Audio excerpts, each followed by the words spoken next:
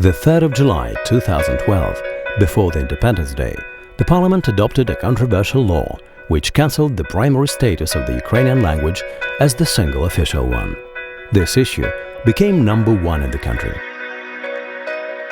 Many Ukrainians took to the streets to proclaim their position and emphasize their national identity. Очень плохое чувство, что предали. Абсолютно нецелесообразен и попросту не нужен. Still, most people stayed at home, so we created media to enable anyone to declare their point of view. Challenge. Chernigivske is the leading national beer brand, the essence of which is aimed to support the national dignity of Ukrainians.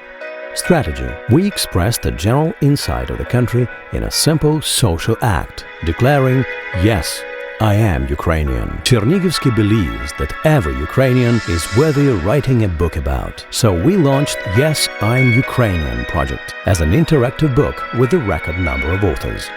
We inspired people with a special manifest. Ukrainians expressed their faith in their motherland by filling the book with their views and ideas. As a result, the first book with 6,500 authors was published and passed to the Ukrainian National History Museum, raising the national dignity of all the authors. The book became Ukraine's national treasure. On bookmarks, there was a QR code which led directly to the Facebook application. A bookmark as a campaign image became a new national symbol. Results.